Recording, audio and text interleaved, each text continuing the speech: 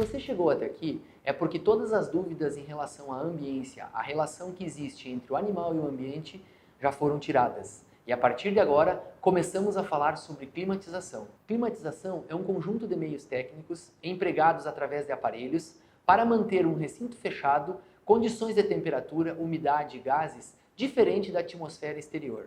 Para falarmos em climatização de ambientes, vamos falar de galpões de pressão negativa. Não importa a espécie que está sendo criada no seu interior.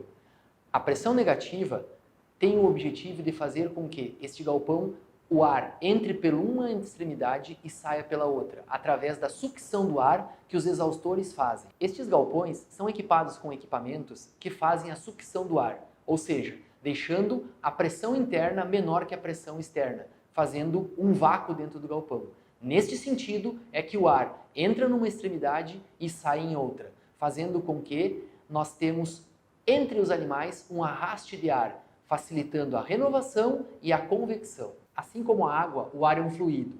E para que este consiga percorrer e fazer todo o seu trajeto dentro do galpão, é necessário que o mesmo esteja completamente vedado.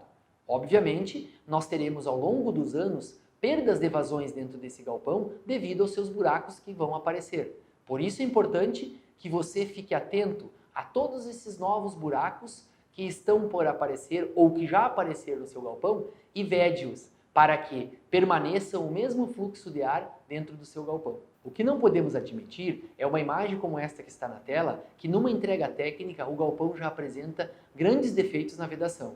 Para ficar claro a questão da pressão negativa dentro das instalações, vou trazer um exemplo com duas seringas e uma mangueira de como funciona a pressão estática ou a pressão negativa dentro dos galpões. Temos duas seringas que representam uma a entrada de ar e outra o exaustor.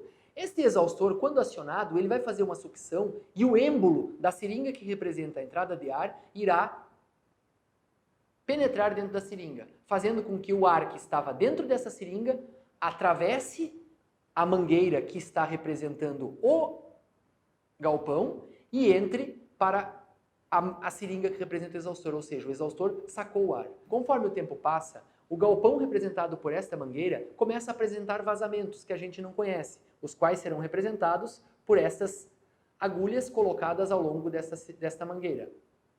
Observem que a partir desse momento, a entrada de ar, que é representado por esta seringa, não fará a mesma entrada, o êmbolo para dentro da seringa. Por quê? Porque o ar entrou através dos vazamentos desconhecidos. O que deveremos fazer neste momento? Neste momento, o ideal seria refazer todas as vedações do galpão ou, o que as pessoas comumente fazem, ignoram estes vazamentos, essas entradas desconhecidas de ar e começam a aumentar o número de exaustores ou o tamanho do exaustor. Com o tempo passando, nós temos que aumentar esta quantidade de exaustor ou aumentar a potência do exaustor, representado aqui por essa seringa maior, o qual vai fazer o ar passar pelos buracos desconhecidos ainda, porém sugará o ar que está representado na entrada de ar pela seringa menor. Isso fará com que o galpão volte a ter os seus ganhos iniciais, porém aumentará o custo com a energia e com esta quantidade de exaustores que estamos trabalhando.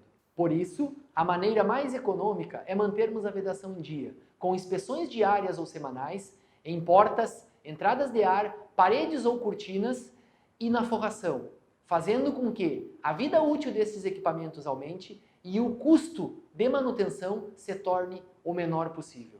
A vida inicial dos animais requer uma suplementação de calor e para isso temos o aquecimento. As formas de aquecimento que se tem hoje são duas. O aquecimento ocorre por irradiação e condução. Para que isto ocorra dentro das granjas, há vários tipos de equipamentos que são utilizados. Dentre eles, a campânula e o tubo radiante servem para irradiar calor no ambiente.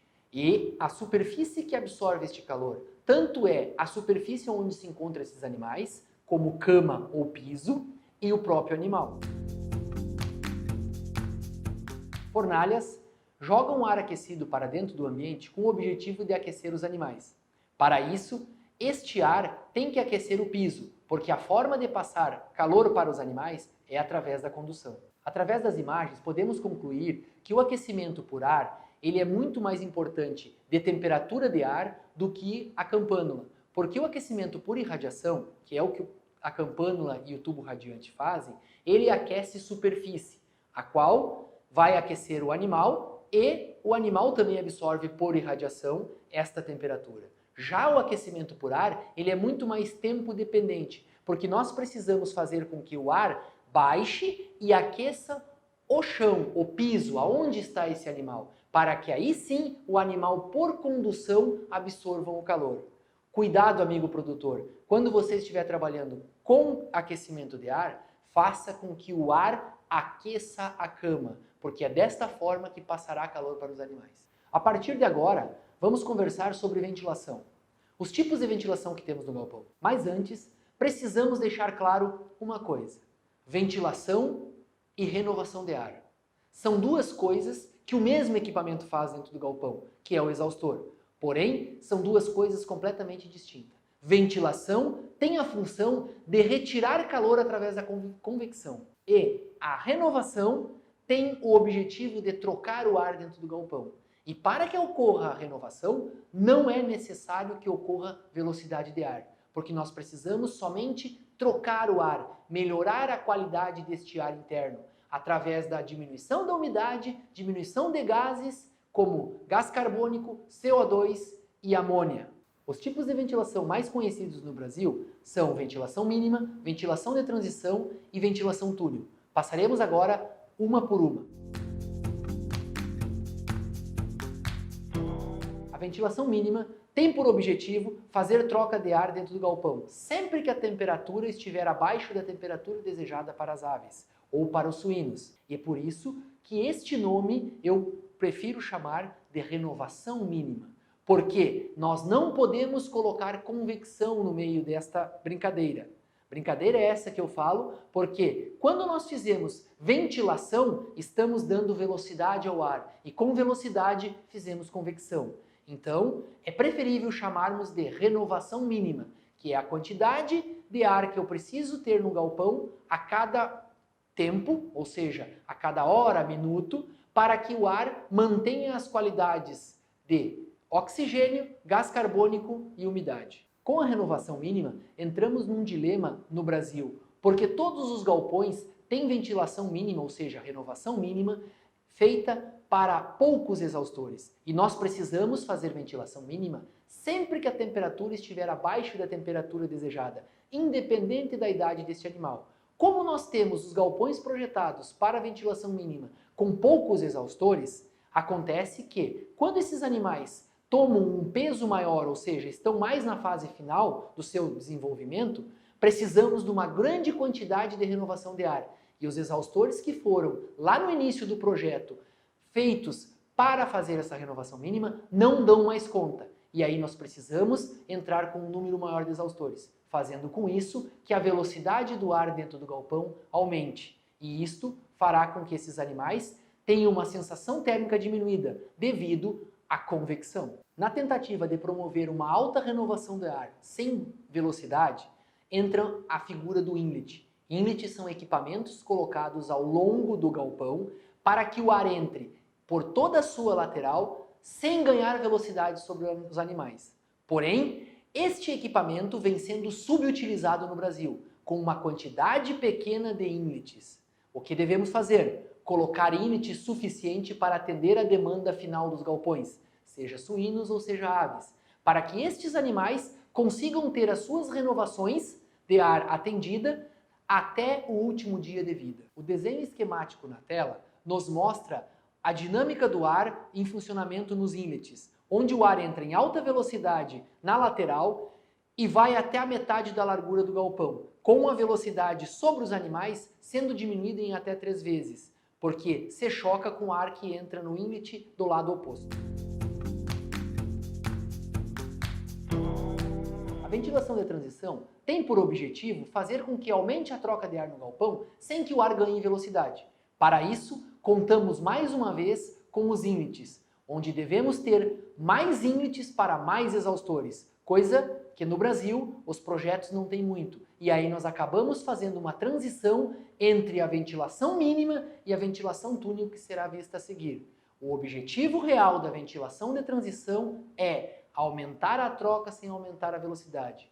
Por isso, é muito importante na hora de um projeto fazermos uma quantidade de inlet suficiente para atender todos os exaustores. Aproveitando a imagem anterior, observamos que o ar entra em alta velocidade e à medida que ele entra dentro do galpão, ele ganha temperatura e perde umidade. Desta forma, a ventilação de transição serve para tratarmos o ar que está entrando no galpão, fazendo com que ele ganhe temperatura e perca umidade. Por último, e não menos importante, temos a ventilação túnel, a qual tem por objetivo aumentar a velocidade sobre os animais, para que esses animais percam calor através da convecção. Muito importante, pois temos no Brasil climas que chegam a quase 43 graus de temperatura. Um ponto importante a ser observado dentro da ventilação túnel é que nós temos que aumentar a velocidade, porém não podemos aumentar a pressão dentro desse galpão, porque quanto mais pressão nós aumentarmos, menor será a vazão do exaustor, ou seja, temos uma falsa velocidade com uma baixa renovação. Desta forma, prejudicará os animais não pela velocidade, mas sim pela qualidade de ar. Então, dentro da ventilação túnel, precisamos, além de cuidar velocidade, não podemos diminuir e nem descuidar da renovação do ar. Após todas as tentativas de tirarmos o calor produzido pelos animais através da ventilação, passamos agora a falar sobre o resfriamento, que é a última alternativa que tem dentro das nossas climatizações para retirar o calor produzido pelos animais. Dentro dos sistemas de resfriamento dos galpões, temos dois basicamente que funcionam muito bem dentro do Brasil. O resfriamento evaporativo e o resfriamento por nebulização. Vamos agora entender um pouco mais de como funciona o resfriamento por evaporação. Como podemos ver na imagem, o painel evaporativo recebe água e o ar quente e seco que está do lado de fora atravessa o mesmo e absorve água, ficando úmido e frio. Este ar vai caminhar por sobre os animais e fazer com que esse animal perca o calor. Muito cuidado neste momento, porque estamos tratando novamente de umidade relativa e temperatura, o que foi visto e muito discutido no primeiro módulo. A eficiência de saturação deste painel está atrelada à velocidade do ar que passa por ele. Quanto maior a velocidade do ar que passa pelo painel, menor é a saturação. Quanto menor a velocidade, maior é a saturação. Como podemos ver na imagem, uma velocidade recomendada é ao redor de 1,8 metros por segundo, que nos dará uma saturação de 75%. Como funciona esta saturação de 75%? O que isso nos mostra na prática? Hipoteticamente, pegamos uma situação corriqueira no Brasil, como nos mostra a imagem, numa temperatura de 30,9 graus e uma umidade relativa do ar de 57%. O que isso nos mostra? Que a temperatura do ar está atrelada à umidade relativa. Este ar passará pela placa evaporativa e terá sua capacidade de saturação em 75%. Ou seja, dos 57% que já está saturado, sobra 42,6% para saturar. Aí que entra a eficiência de saturação. Ou seja, nos 42,6% de ar seco que temos, será saturado 75% deste, aumentando mais 32% a umidade relativa deste ar, ficando em torno de 89% de umidade relativa. Lembrando no primeiro módulo que a relação de umidade relativa e temperatura é 5:1, ou seja, 5% de umidade que eu aumente, eu baixo 1 grau de temperatura. Então, como foi saturado 32% a mais de umidade, nós temos 6,4 graus a menos de temperatura, nos dando uma capacidade de resfriamento desta placa evaporativa de 6,4 graus. A temperatura que antes era 30,9 passará a ser 6,4 graus a menos, mais nada. Então, se queremos baixar uma temperatura a mais que 6 graus, não vamos conseguir, porque a saturação deste ar não nos permite. Outra observação importante sobre os painéis evaporativos é que os mesmos não necessitam do motor ligar para funcionar. Uma vez úmidos, eles sempre funcionarão, porque o ar estará passando por ele. Para que esses painéis não funcionem, o ar não pode passar por ele. Por isso, mais uma vez é importante uma quantidade grande de inlets, Para os dias de chuva, nós não trabalharmos com ar entrando por essas placas, e sim pelo inlet. Outro sistema de resfriamento são os nebulizadores, que tem como objetivo resfriar o animal e não o ar, um pouco diferente do sistema que a gente viu anteriormente. O nebulizador funciona no sistema molha-seca, ou seja, umedece o animal e o ar, por convecção, retira o calor. O sistema de nebulizadores é extremamente dependente da velocidade do ar. Jamais devemos colocar água sem ter velocidade de ar, porque o calor é retirado dos animais na forma de convecção, ou seja, a água evapora da pele do animal pela velocidade do ar que está passando por ela. Para você que está na sua granja diariamente, lembre-se, os sistemas de resfriamento devem ser o último recurso a ser utilizado. Primeiramente, tentamos retirar todo o calor através da convecção, ou seja, ligamos todos os exaustores primeiro, para aí depois abrir mão do sistema de resfriamento. E lembre-se, o sistema de resfriamento serve para retirar calor através da saturação do ar, placas evaporativas, e do sistema molha-seca, por convecção no sistema de nebulizador. Então precisamos entender a umidade relativa externa como está para saber qual equipamento ligar primeiro. O que eu quero dizer com isso? Que se a umidade relativa do ar externa estiver acima de 75%, a placa evaporativa terá baixa eficiência, conforme vimos no cálculo anterior. E aí sim, o nebulizador seria uma alternativa muito boa para entrar antes da placa evaporativa. Após estudarmos todos esses módulos, chegamos ao final do curso e tenho certeza que dúvidas ficaram. Por isso, assista quantas vezes for necessário para sanar todas as dúvidas, para que você consiga aplicar na prática e melhorar os seus resultados, alavancando o seu desempenho e fazendo com que a lucratividade aumente de sua propriedade. Para isso, contem com a LTL Consultoria Animal, que está sempre de olho no mercado através dos seus consultores para que o produtor não fique desamparado, acompanhando as tendências de mercado.